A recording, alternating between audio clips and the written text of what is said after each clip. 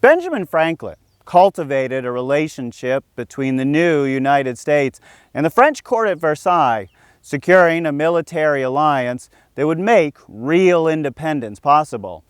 As he did so, he engaged with French high society, acting not merely as an American, but the quintessential American. He did so with the experience and a hat from his prior trip to Canada. Though he was no stranger to international travel and politics, Franklin's trip to Canada on behalf of the Continental Congress in the spring of 1776 was his first foray into a foreign culture. His trip from New York City to Canada wasn't an easy one.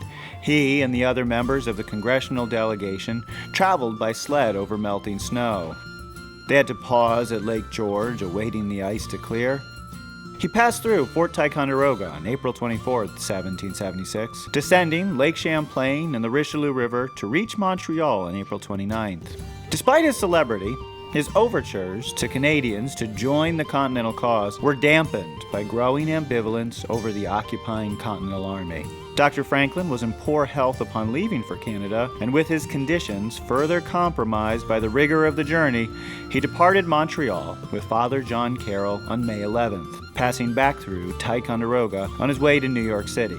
Like so many travelers in Canada, Franklin acquired a fur-trimmed cap while in this neighboring colony.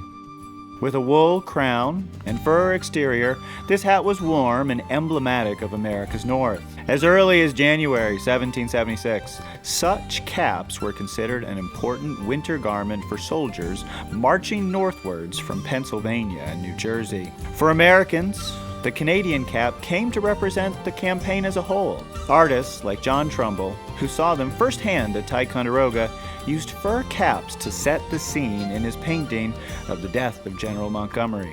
By September, Franklin departed for France, once again as an emissary of the Continental Congress among French-speaking people.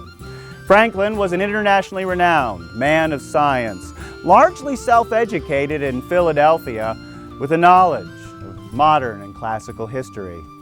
His education and charm helped Franklin circulate throughout the salons of Paris, making Americans more palatable than the consummate enemies they had been for generations of colonial wars. Yet, through his refined but humble dress and fur hat, Franklin costumed himself as an American, cultured but rooted in the frontier of North America. He cultivated an exoticism as an American, but with his pragmatic mannerisms and dress. Writing from Paris in January 1777, Franklin joked to Mary Hewson, back in America, "Figure to yourself an old man with gray hair peering under a marten fur cap among the powdered heads of Paris." Yet this fur cap held different meanings to different viewers.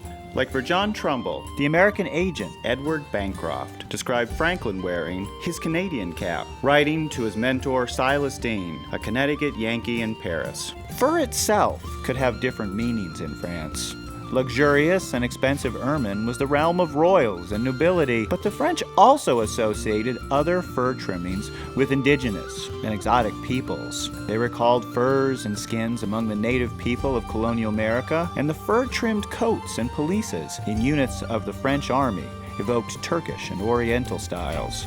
The Swiss Enlightenment philosopher Jean-Jacques Rousseau frequently donned a fur cap. He claimed as part of Armenian dress, as he proposed natural philosophy and the social contract. Thus, Franklin's fur cap fit his public persona as an Enlightenment figure and a natural American. Franklin's fur-trimmed cap spoke more to French Canada than to English America, but it fit the role of a sort of simple frontier philosopher, helping Franklin bridge worlds, connect cultures, and ultimately seal the alliance that secured American independence.